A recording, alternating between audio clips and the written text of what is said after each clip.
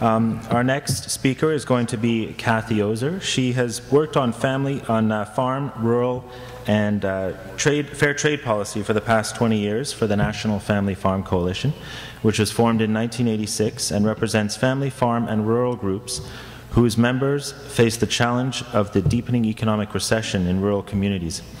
She also worked for the United States Students Association on education access issues. Kathy works with the Community Food Security Coalition and is on the board of the Citizens Trade Campaign, a national coalition of environmental, labor, consumer, family farm, religious, and other civil society groups founded in 1992 to improve the North American Free Trade Agreement. These groups are united in a common belief that the international trade and investment regime, they're not ends into themselves, but instead must be viewed as a means for achieving other societal goals, such as economic justice, human rights, healthy communities, and a sound environment. Thank you very much. Kathy. Well, thank you, Stuart, and everyone who's here. And like Manuel, I'm really pleased to be in Toronto, and actually it's the first time I've been to this city. I've been to other parts of Canada, usually related to protests. I've been to Quebec, I've been to Montreal, and I've been to Vancouver, all at food-related or trade-related events. I think what Manuel just laid out, and obviously I think those of us in the U.S. working for family farm groups, working on fair trade policy, never thought that NAFTA was going to be good on either side of the border. I mean, we raised questions and concerns about the issues. When I first started working at the Family Farm Coalition, it was right after the Canada Free Trade Agreement had been enacted. And I remember hearing people talking about the issues between US and Canada, and then everyone was talking about, well, this is going to be all three countries, and this is going to supposedly, be moving agendas forward in a way that was presented to be a win. And I think many of us from the very beginning and the kind of trinational organizing that was taking place had very serious questions about it. And some of us first met at events in DC where we fortunately, even in 94 and 95, had members of Congress that were speaking up and raising questions and wanting to really understand more of what was at stake in the agreements at that time. I would say that today, this week, is the one-year anniversary of our election, and there were a lot of promises made during the election. The work of Citizens Trade Campaign and the field staff within CTC and some of the groups that took more political positions during the campaign did a really effective job of getting commitments from candidates, going and doing field events, asking questions at congressional events across the country. And one of the questions was, will people, when they get reelected, co-sponsor the Trade Act? Now, in the US and probably in Canada too, whenever we're coming up with new pieces of legislation, we try and think of an acronym, and then we try and think of what that represents. And the Trade Act, which was originally introduced in 2007, is the Trade Reform, Accountability, Development, and Employment Act, but it's the initials that spell out the Trade Act.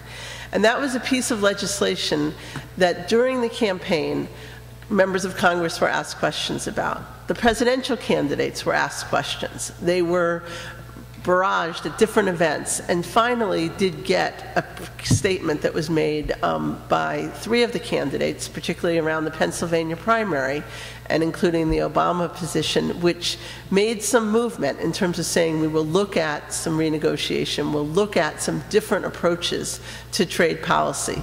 They tended to focus on labor and the environment and usually missed agriculture. And so for that, groups like us who work on family, farm, and food systems and agriculture issues, we've been trying to make sure that those issues stay connected. So we're looking at 1 year from the election, and for a lot of this year, in the spring, there were efforts to try and move the bilateral agreements forward.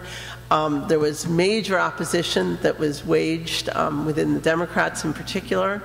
And when the Trade Act was reintroduced in June, since June, there are now 125 co-sponsors of that legislation, which is more than half of the Democrats that are in the Congress. And part of the agenda and part of the strategy has been to make sure that there's push on the new administration, which is not so new anymore, to, in fact, live up to what had been their promises and their commitments. The Senate, which there had been a Senate companion bill, In the last session, Senator Sherrod Brown and Olympia Snowe and some other senators are committed to introduce the bill before the Thanksgiving recess, before our Thanksgiving recess, which is in about 2 weeks. And the other anniversary that's coming up is the 10th anniversary of Seattle. And so many of us are organizing to make sure that there's discussion about what took place at Seattle, what a change in direction needs to be around the WTO, and what, in fact, should be a really different approach to trade policy. And what the Trade Act really does, and I brought a little flyer which people are free to look at, and also the Citizens Trade Campaign has a very extensive website that's got a lot of materials on this, is really to say that in each of the areas, labor, environment, consumer, different family farm, different sectors of where we should have fair trade policy, of creating the policy space that would enable us to have the kinds of programs that we think would make sense to actually enable there to be fair trading of whatever kinds of products or whatever kinds of services are being discussed. In the US, the farmers I work with look towards Canada for having a dairy supply management program, look towards the whole wheat board as having a way of having some leverage over wheat prices and exerting or retaining more farmer control over the products that they're producing.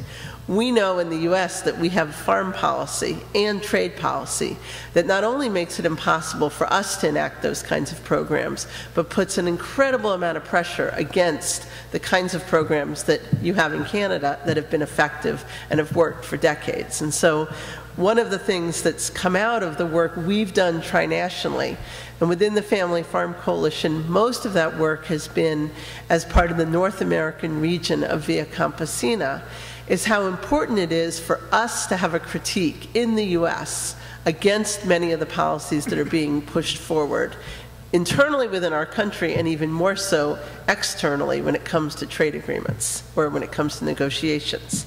And on that note, in the US, when someone is elected president, one of the privileges is the ability to nominate people, to arrange, I forget the number, the thousands of political appointments that are in our government. And it's very, very rare that members of Congress in particular, or even groups like us, wage major campaigns against nominations, because it's a very uphill battle. And usually people say, well, whoever's been elected has a certain ability or a certain right to nominate people, and if we don't like them, we should defeat them at the next election. And that's kind of a protocol that plays out.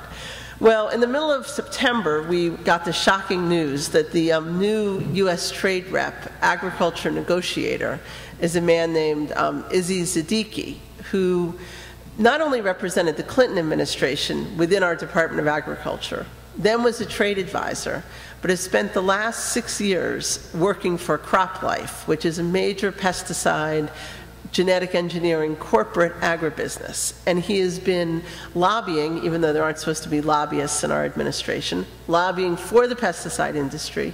He's been at the United Nations trying to undercut activities going on over there.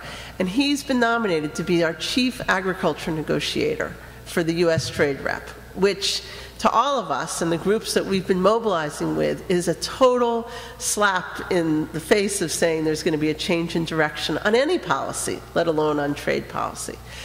So we've waged a campaign tonight. The hearing is going to be on Wednesday before the Senate Finance Committee, his nomination hearing. And tonight we're issuing a letter, we issued a letter while I was here, I was reading it on the internet, to the Senate Finance Committee, signed by over 70 organizations, joining with us and saying this is a nominee that needs to be rejected and should not be the face of the US government at the WTO, at the upcoming agriculture negotiations.